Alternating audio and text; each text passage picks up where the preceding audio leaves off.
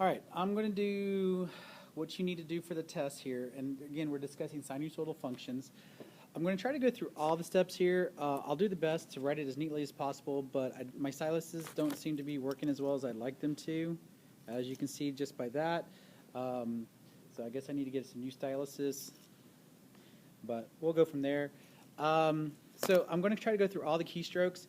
I can't really demonstrate seeing how you do it on the calculator, but I will write down what the steps were and just kind of have to keep in mind. So we'll kind of go from there. So I'm going to go through everything like if you had to do it by yourself, but some of these things you won't necessarily have to do, and we'll kind of do it like that. So the first thing, we would have to make a lists and spreadsheets page, but for your test, that should already be done. Okay, and then you would have to, title your column A, title your column B, and then input your data.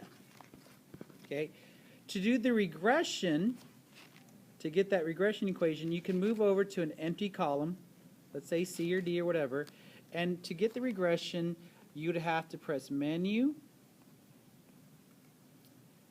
You would have to choose number 4, which is stat calculations, or no, I'm sorry, statistics. Number 1, which is stat calculations, and then you would look for the regression one you want, which in this case is going to be sinusoidal, so that should be choice C.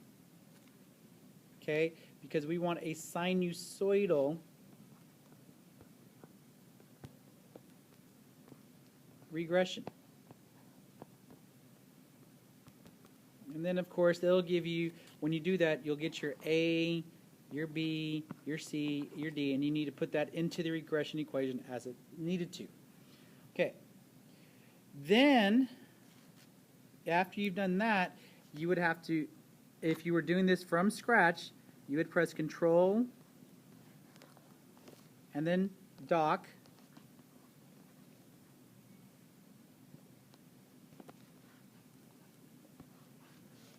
To get a new page, and you would choose number 5 to get the data and statistics page. But that should already again be done for you.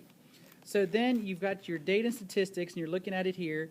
You would have to choose your X file. You would move your cursor to here, choose your X list, which should probably be your column A.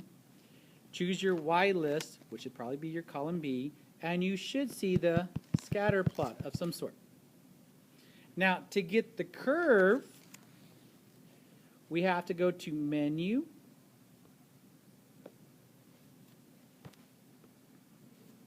and then you would press number 4 for let's see here, Analyze, and then number 6 for Regression. Okay, and then again you would choose, in this case, choice A to show sinusoidal, and that would give you this curve. Then from there you should be able to answer whatever questions you may have as far as those. Then at some point you need to do a Control, Dock, again to add another page, and choice number 2 to add a graphs page. That was if you were starting from scratch. You already have your graphs page for the test, and the window will be set up correctly for you, so you won't have to worry about that. But if you had to do the window, for the window, to change the window settings, if you had to, it would be Menu, 4, and 1. Okay, and your window settings should be, or are going to be, at 400, 1300 for the, oh, I'm sorry. Actually, let's go back. I'm saying it wrong here. For the X-min, it's going to be 0. For the X-max, it's going to be 370. For the Y-min, it's going to be 400. And for the Y-max, it should be about, I am thinking, 1500. Because I want to say there's 24 times 60 is 1440, 1,440 minutes, and you're going to have one day that is completely in daylight. There's going to be one city. Okay, so if you want to check your window settings, that's what it should be set to. Now, to get the scatter plot, because it's going to be set up for a function, so to get the scatter plot first,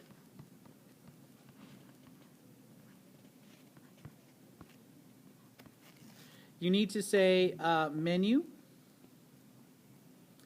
choice 3, choice 5.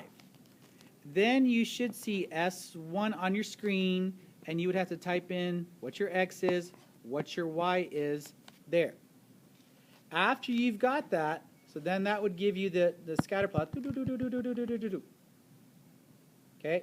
After you've got that scatter plot, you want to make the curve. So to do that, we would have to go to Menu, 3 again, but this time you choose 1. Right? Just making sure. And when you choose 1, you should see a function. So at the top of the screen, you would see, since you're only doing 1, you should see F2. If you had done multiples, you would see F3, F4, whatever. But we should see F2. And if we go up, we should be up at F1. And you should see the regression equation that you created back in your table already. If you press enter, then this appears. Okay, the curve should appear. So then from there, we want to analyze the graph. We want to be able to find the max and the min. So where do we go? We need to, again, press menu, press number 6, analyze graph.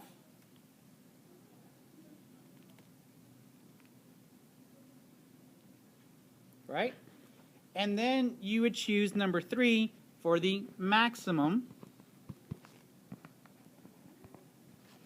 And since you're only going to have one graph, all you got to do is make sure when you look at it, it's going to say lower bound. Make sure the dotted line's to the left and the dotted line's to the right to get the maximum. And if to do the minimum, again, it would be menu 6, not 1, oops, 2 for the minimum. And then again, you want to be to the left and to the right. You're clicking when you're touching the little touchpad. That little touchpad there. That's in the center of the calculator. So that goes like this, like this, like this, like this. You're just clicking, making sure it's to the left and to the right. Remember, you can use your thumb just to kind of slide around, or your finger, and so kind of go from there. Those should be on display when you're done. And then you should be able to move through the different pages and answer the different questions. Remember, if you want to make it easy, press Control and then press up, like on your little touchpad, press up, and that should allow you to see a screen that will show you multiple pages, and you can easily navigate to the pages you would need. Okay, that should cover almost all of what you would need to know for the test, or to help you at least navigate the calculator for the test. I will double check, and I'm going to pause for a little bit, and then I will let you know. And again, if you needed to for anything, hopefully you can go back and just rewind to see any of these keystrokes.